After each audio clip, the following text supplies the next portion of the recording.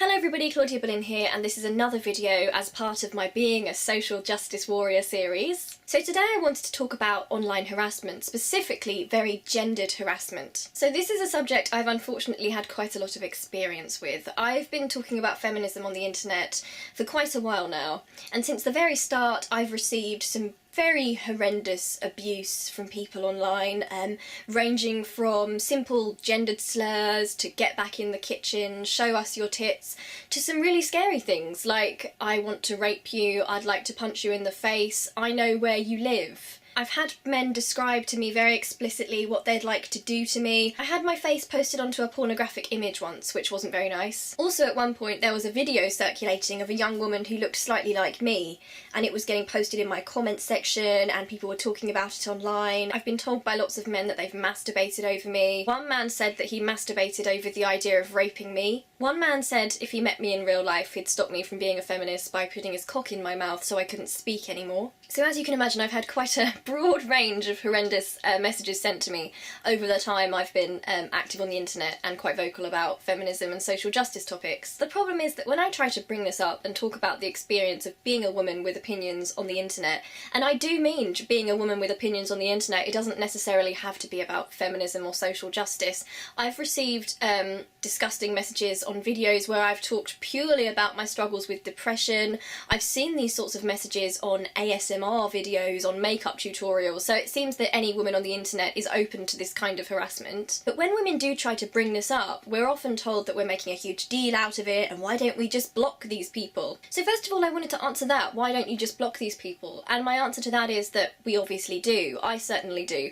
As soon as I get a vile message like that, the first thing I do is I go to the message and I block it, I report it if I can. I don't want messages like that to be in my comment section. I don't want other people who watch my channel to have to read that kind of thing, so of course we block it. But the problem with that as a solution is that often that person will come back and do it again. Obviously you've still had to read the vile message, and even if you block it straight away, I think any person reading some sexually explicit message about how someone would like to rape you, I mean, it's going to disturb you and it's going to put a bit of a dampener on your day. It's all very well to look at it very clinically and say, oh, it's just a troll on the internet and they're probably not going to act on it. But I do think it's fair to say that most people, when receiving a graphic rape threat, would be quite alarmed by it. I mean, even if you don't think this person has the means to find you, track you down and carry out their threat, it's still very disturbing to think that someone in the world somewhere has thought this about you and thought to type this to you and sent this to you.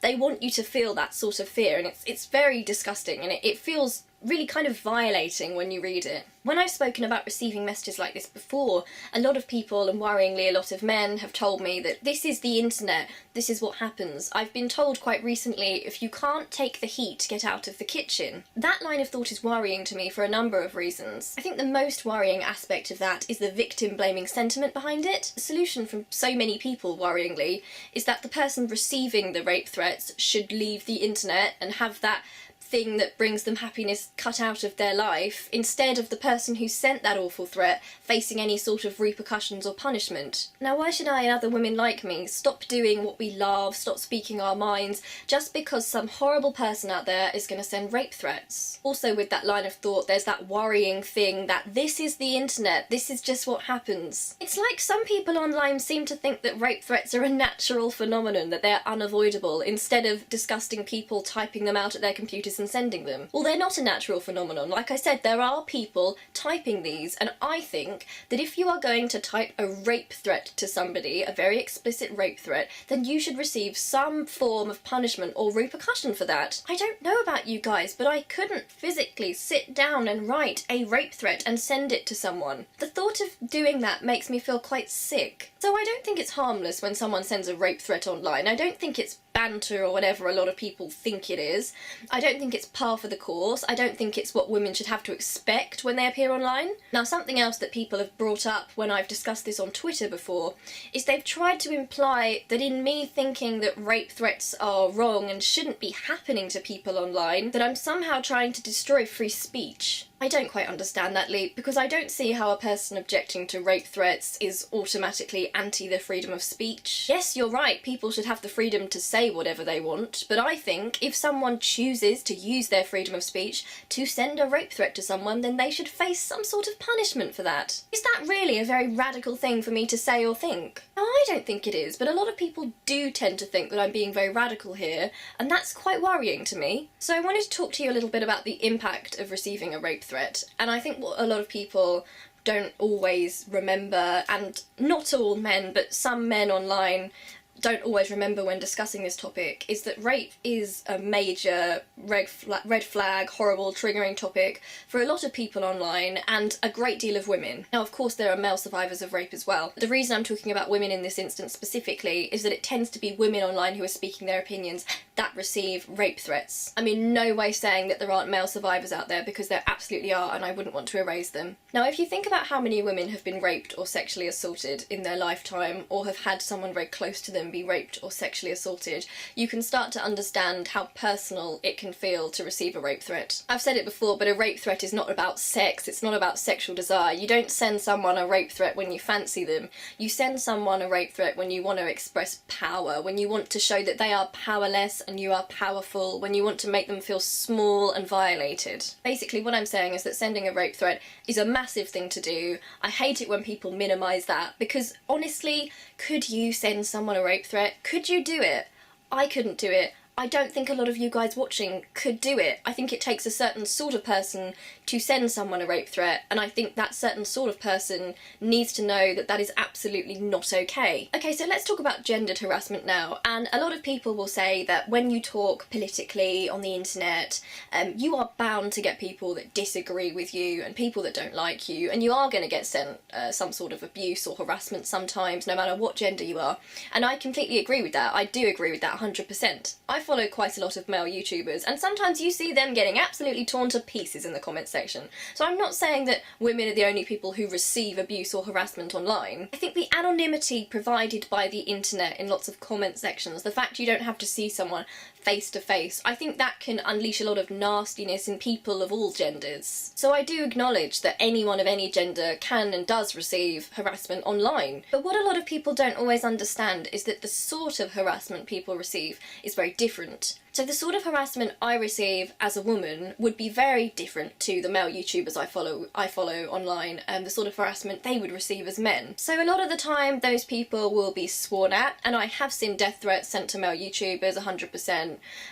I've seen them called horrible names, I've seen them taken the piss out of. You know, those generally unpleasant things that trolls tend to do. But there does seem to be a difference in the sort of abuse you receive depending on your gender. I mean, for example, I don't often see men getting called gendered slurs. I don't see them getting told to get back in the kitchen and make a sandwich. I very rarely see them getting told to get their tits out for the lads. I haven't yet seen a man's face pasted onto pornography or a porn video being circulated. I haven't seen a man's sexuality in terms of how much sex they have used against them. You don't tend to see rape threats sent to men on the massive scale that they are to women, and you certainly don't see sexually explicit comments all over their comment sections. Often I find abuse sent to women is very based on their appearance as well, rather than what they have to say.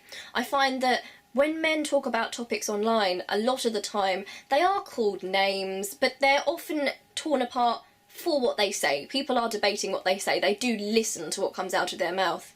Whereas sometimes a woman who'll make a political video, the first thing that someone who disagrees with them will go for is their physical appearance. That is incredibly frustrating for someone who talks about politics and social justice, because, as you know, I always keep my comment section open so people can have their say, and I do that because I value the opinions of others, and sometimes I do genuinely read a comment in my comment section and rethink what I have previously thought on an issue. That does happen. That's why it's open. It's an opportunity for other people, and it's an opportunity for me. But it's incredibly disheartening when you open your comment section and the first thing people want to bring up is your face. I mean, if I was part of an online beauty contest and you guys were the judges, then it would be completely fine, and I would probably see it as constructive criticism. But I'm not. I'm talking about political issues, social issues, about my life, and to constantly get these insults based on my appearance is very disheartening. And it's not, for me, disheartening in terms of making me feel bad about what I look like, because I'm quite confident, and for me personally, I think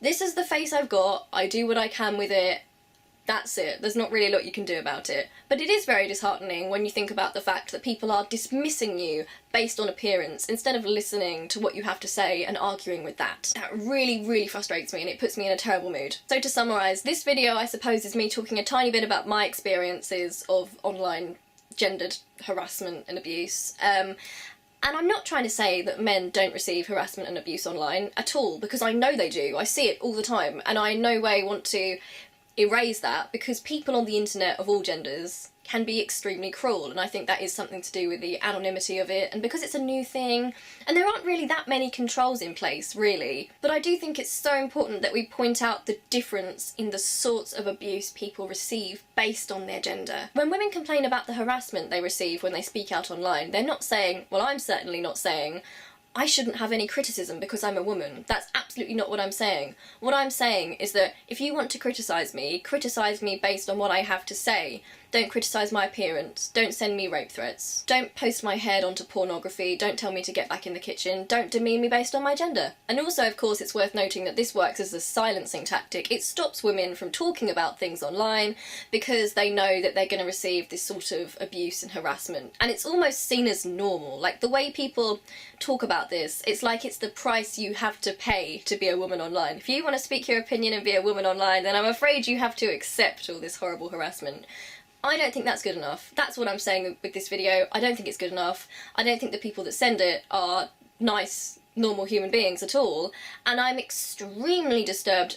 Actually, the people I'm most disturbed with in this whole debate aren't even the people that send these sorts of things. It's the people that wouldn't send them themselves, but are somehow condoning it, somehow think it's okay. They want to make out that it's just the internet, you should just grow a thicker skin and deal with it.